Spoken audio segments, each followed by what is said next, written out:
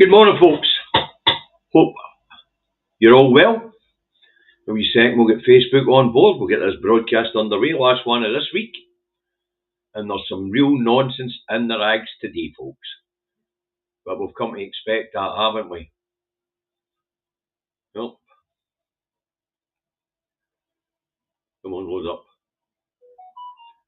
So it's loaded up. And it appears I'm getting the notifications through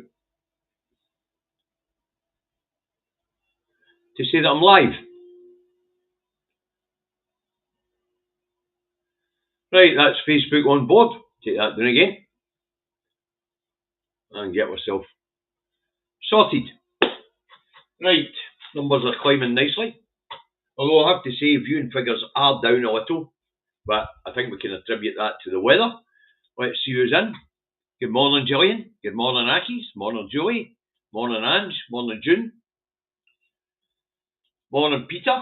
Morning, Mark. Morning, Jim.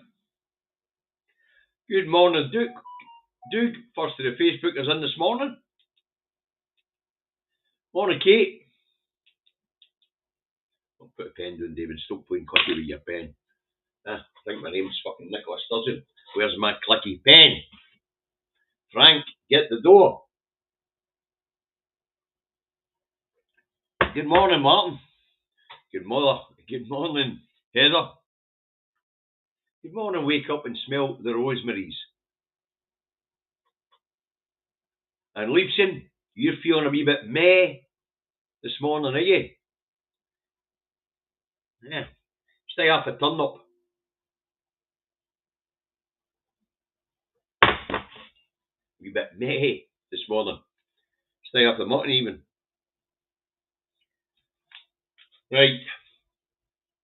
Now we're getting there. Let's get this broadcast underway. Indy Truck Davy out the truck, not home in his office in Salisbury, North Lanarkshire, where it is a beautiful morning, 14 degrees, sunny, clear skies, and apparently it's going to get as high as 16 today. I think it'll get a bit higher. Duncan, thank you very much. Rant? Oh, I don't know. Charlie, what do you think? Do you think we should have a rant today, little cat? Got the lap cat in my lap today. Thank you, Duncan. Right, first up this morning we have the Rancid. And as you know, folks, I don't put the Rancid up. But they have quite a horrible headline today. And that is, how many more kids have to die? And the reply for John Swinney apparently is one is too many. And this refers to First Ministers yesterday. Okay, First Minister vows to take action. No, he didn't. He said he was going to leave it to the bloody experts who have broke crime down so dramatically over the last 4 decades. Then even more spectacularly over the last 2 decades. So he didn't promise to take action. There he did. Aye, don't forget Daily Blaze's Friday Frocks at 5 o'clock tonight, folks, on Daily Blaze's channel. Always a lot of fun. Now, what else did the Rancid have?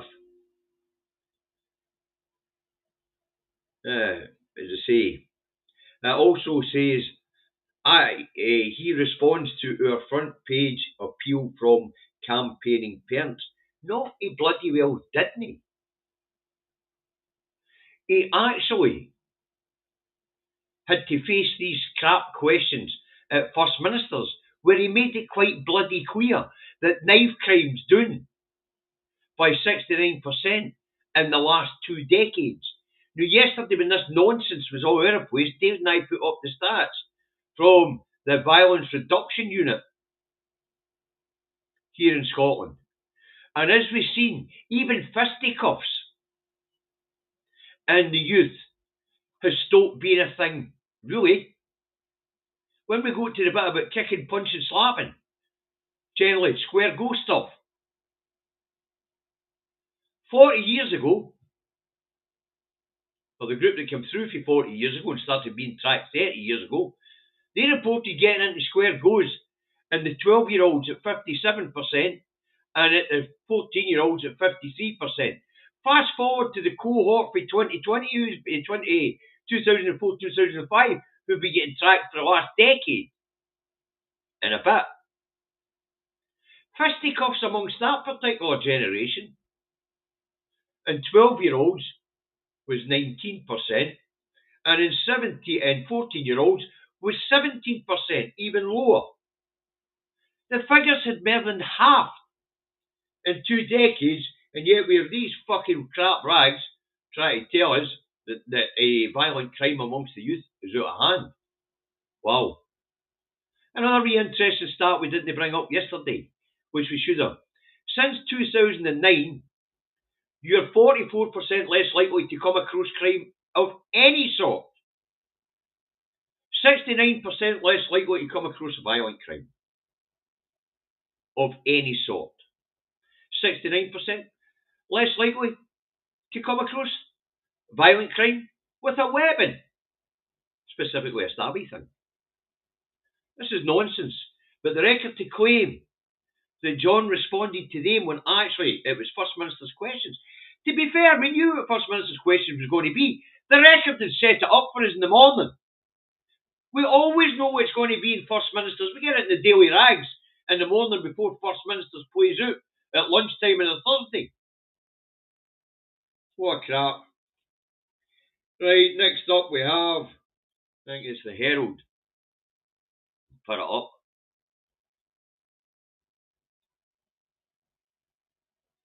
No, that ain't it.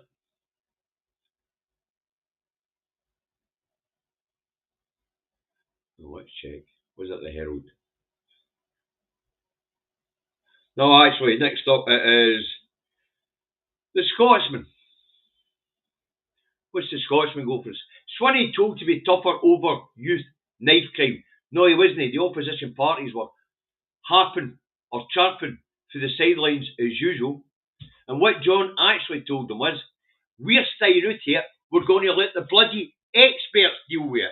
And they're going to continue to use the 3-step programme that has worked so well for the last 4 decades.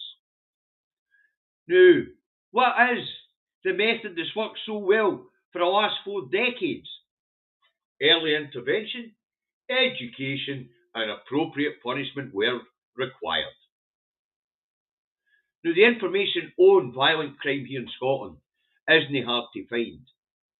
And even though crime figures are ticked up 1% or so, mainly in the area of theft and shoplifting because people can't afford to live, so they're stealing to eat, some of them. Crime is still we're now on a 45-year low, believe it or not. Scotland has never been a safer place to be or live. And yet we've got these loonies trying to convince us otherwise. When the stats are there, it's no hard to find them. In fact, we've been crowing about it in the SNP for the last decade, about how safe Scotland has become under our watch. But ballsy, obviously enough, you know, because most of the improvement isn't down to politicians, folks. It's down to programmes that have been put in place by the Scottish Violence Reduction Unit, which we all know started in the west of Scotland under Strathclyde Police. It is now a nationwide thing. It's now a worldwide thing. Oh. Right, so that's the Scotsman for us. Next up, we've the Looney Rag the Express. This one's a cracker. This lawyer should be in court for this one. Wait, you see this fucking headline, folks. Where is the fucking Express?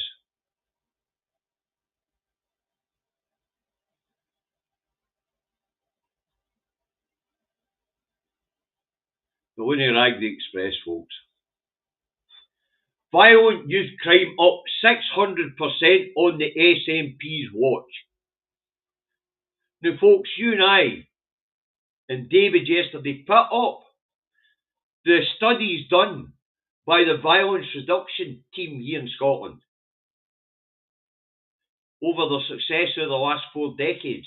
And we know fine well that youth violence is down here in Scotland by over half. It's down by 56% on what it was in the 90s. It's down 69% on where it was in 2009. And yet here we have this rag that says Nats have systematically severely weakened the country's justice system, violent youth crime up by 600% on the SNP's watch. Now, folks, to be fair, I've been looking for this metric that they got this number for since about 7:30 this morning. And the only thing I can think of is the 3 deaths that have happened in the last 6-7 months of youth being the cause of this. Because I can't find a single stat that says that youth crime is up. Not a single fucking one. I've been to Police Scotland, Violent Deduction Unit. I've been to the Scottish Government website. I've looked at the crime and justice stats being put out by the Crown Office. I cannot find a single metric that says that youth crime is up. Not one. We get the odd spike in youth crime. And actually, we can pinpoint it annually. We can pinpoint it to the Easter holidays, the summer holidays, Guy Fawkes night. Christmas is a wee bit more peaceful when it comes to the kids, at least. When it comes to adult crime, it goes up at Christmas and New Year. But youth crime, it sort of disappears over that fortnight. So we can actually pinpoint, looking at the stats, when police cover needs to be more intense. Thank you, Alistair. Thank you, my friend. So the stats even let us know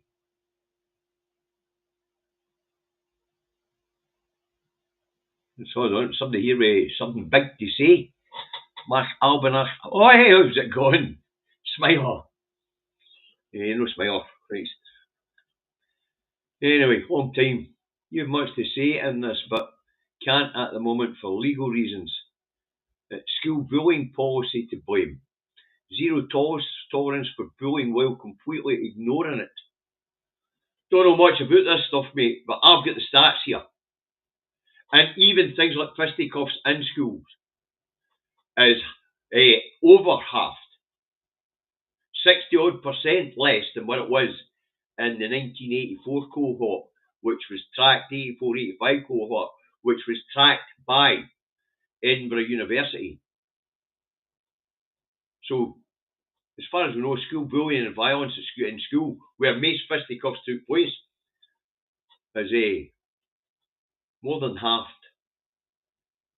But I have absolutely no doubt that bullying is still an issue. Absolutely no doubt. But I'm sorry to hear your kids are suffering for that sort of thing, mate. I really am.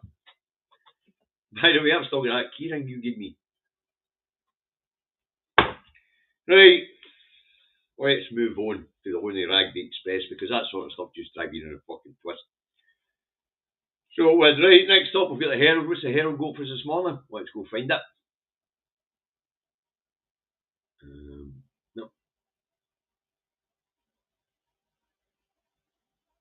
It's here somewhere. When is it scrambled again this morning for some fucking mad reason? It's that last update. I don't see we ought to find nothing in this bloody machine. The very last one I look at. Nope, it's not there. The Herald. So I just need to tell you what the Herald's got. I don't have it. Police will not record sex of suspects in rape cases. They won't record the sex of suspects in rape cases. How's that going to fucking work? No, I don't get that. I really don't. I don't get it. I mean, as far as I know, police record the sex of the suspect in every crime, never mind rape. I don't know where this fucking Herald's coming through the day, but I'm not going into it. Really ain't. Right, what's the Times got for us today? Starmer hands over Chagos to Mauritius. Late injunction fails to stop 100 million a year deal. Now, folks, there's a fair bit to say on this, but we'll save it till we get the next publication up. Okie dokie. Right, we'll get rid of the Scotsman. What's that one? We'll get rid of the Express. We've already covered that. We'll get rid of the Times. We've covered that. Next up, we have the Daily Telegraph. The Tory Graph. What's the Tory Graph tell us today? The Telegraph. 30 billion cost of Chagos surrender. Of Chagos surrender. Let me make this quite clear. Well, let me fix that headline. Westminster and the Crown forced to return stolen goods and pay reparations and rent for Diego Garcia, which the UK sublet to the US in a vain attempt to thwart international law.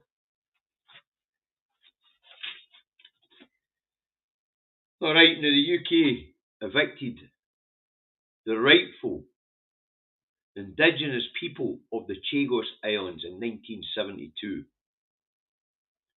They have been fighting to get their islands back ever since. When it went to the International Court told the UK to hand over the Chagos Islands to Mauritius, who stated in the court case that the archipelago was theirs. The Chagosians didn't agree with that, but hey ho, the UK has been forced on a deadline to hand these islands over or face sanctions by the international community. And as this particular economy is already on its arse, couldn't afford international sanctions by the international community. So the Chagos Islands go back to Mauritius, minus Diego Garcia, which is a huge US-UK military base, which has been leased back to the UK at a cost of 30 billion over 99 years. Alright, that's the whole story. The Chagosians still haven't got their fucking islands back. They haven't got anywhere to go. They're still stuck in Mauritius with no citizens' rights or fuck all. Maybe that'll change now. That the archipelago has been handed to Mauritius. Maybe Mauritius will recognise the Chagosians and give them citizenship at least. But the Chagosians don't want citizenship of Mauritius. They want their islands back.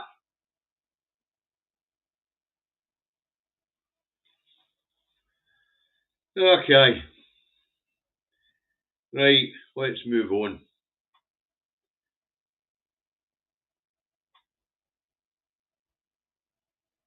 Next up with the Metro. We'll get it up.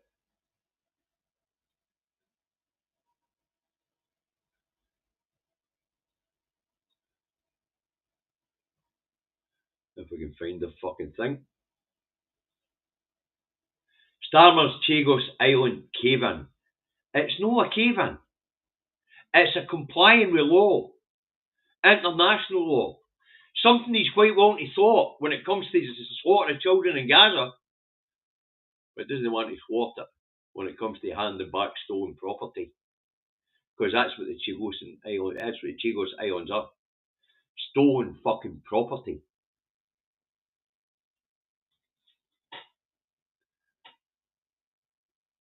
But you know, the people who are screaming about this, the elite of the class system, the ones that still think that the UK is an empire and should continue to be an empire. Fucking idiots. Right.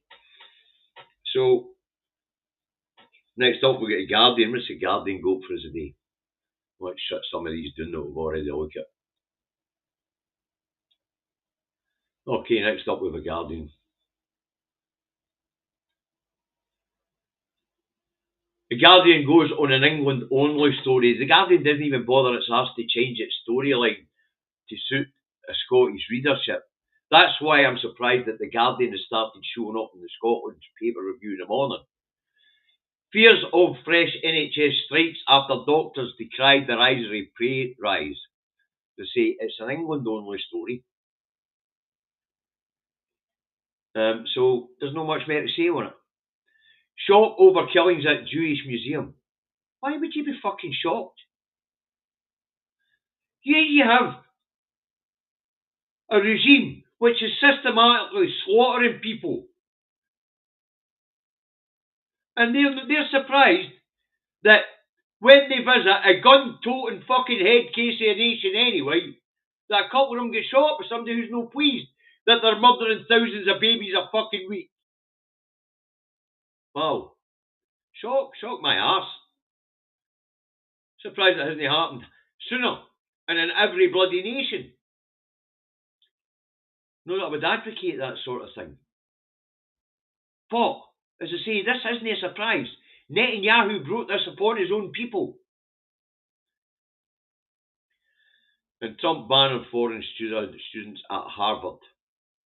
So the USA's intellectual decline carries on at a pace. No just are they in intellectual decline, it looks like they're going into cultural isolation as well. Oh dear. Oh dearie, dearie, dear. Yeah, we'll take that then. Next up with the Eye. What sort of shit's in the Eye newspaper today? I've already wrote about it and can't remember. Ex-MI6 chief Miliband's net zero plan is UK national security threat. Is it? There isn't a bigger threat to the fucking planet, never mind UK state security threat. Staying on the fossil fuel track apparently is a risk to our security. And at this point in time we'll get ecosystems breaking down. Mainly in the oceans at this point in time as they warm up and are full of fucking plastic. But another half a degree or so and we'll start to see ecosystems breaking down on land as well. So ex-MI6 chief is quite confused about the greater threat to security. Continue down the path we're on, and it's the greatest threat. Changing course and getting on the net zero ladder, maybe just save the planet. Saying that, we're not really killing the planet, we're just killing off everything that lives on the planet at this point in time. I'm sure something new will evolve here and come to the fore. Either that will end up with Mars, another desert planet. How very cheerful. Right, what's the Daily Fail got for us today? Shall we have a look? It's out the other day, it's off in its own direction. It's left knife crime behind and it's left the Chagos Islands behind. So what's that got for us? Families face threat of power meltdown amid meters upgrade chaos. Beware the great energy switch off. Now what's this all about? Well, the analogue radio system which is sent out to meters at the moment to switch them from the standard rate to cheap rate is getting switched off. The problem for that for a lot of families is they've got their heating and their water boiler hooked up to go on when the radio signal is sent out to say that the cheap rate is now active. A lot of the systems have been set up that way. So when this signal's sent at turned off, I think it's to what the tail end of next month, then people's heatings won't be getting heating and boilers unless they're on the new smart meter and can get the digital signal. Won't be turned on and off by this analog radio system. So what the headline should actually read is 100,000 families in Scotland will need to get off their arse and manually turn on the water and the heating. But here's a quick surprise for the Daily Fail and all the rest of these muppets out there. Energy costs are that high here in Scotland at the moment that most families don't have their meters and don't have their heating and their water boilers hooked up to that system anymore. They generally put their heating on when they know they can put it on the cheap rate, and they put it on when they can afford it. And it's the same with hot water. People don't have immersion tanks and things like that which are on constantly anymore. What is the day? If they have an immersion tank, is they'll go in and switch it on an hour before they need the hot water. Something like that. So will there be chaos when this analog signal goes down? There might be for a few, but not many. And they few just need to learn how to turn their systems on manually and periodically through the day. Getting a habit.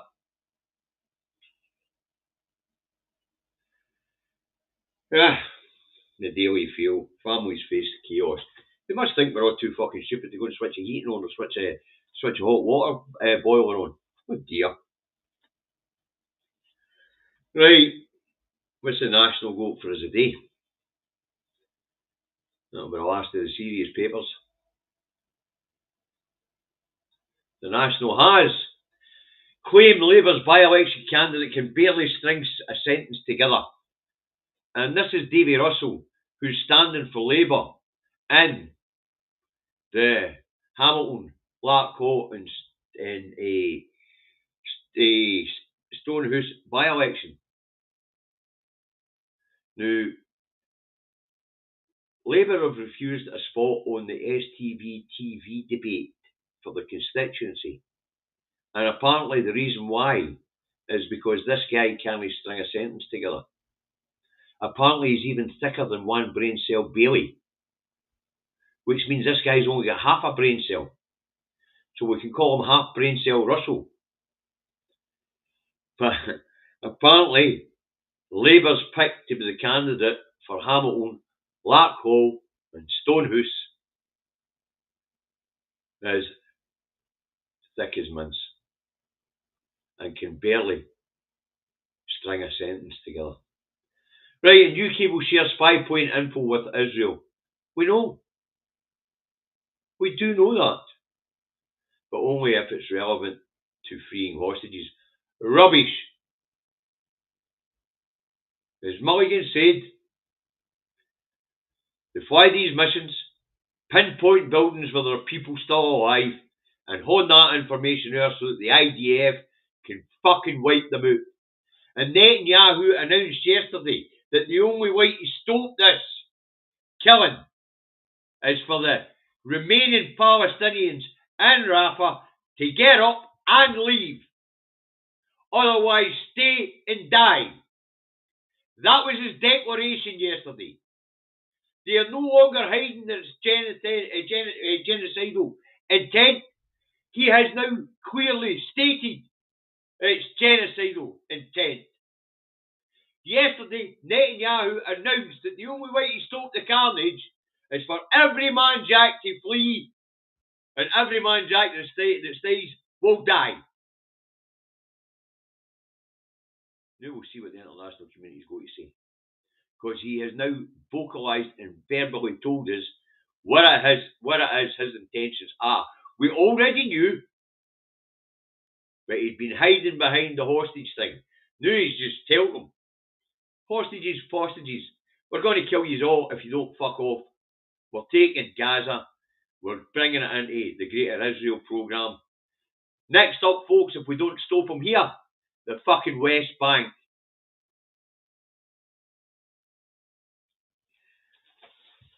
The UK is complicit Its government's complicit, and by default, its government has the rest of us complicit. And what is now openly recognised by the world and actually admitted by Netanyahu yesterday his genocidal intentions. For fuck's sake. Does the Star get anything to cheer us up today? I hope so. Well, it has actually. The Star goes in the sports story. I think it's quite funny. And we'll get to why. Man U team barbecue, then fire sale of all players.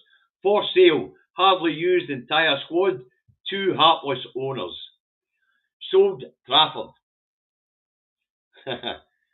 So, Man United were flying that high in the English League for so long that it's very difficult for their fans who have grown up watching a generation of success under Sir Alex Ferguson to have to put up with not being that successful since he left.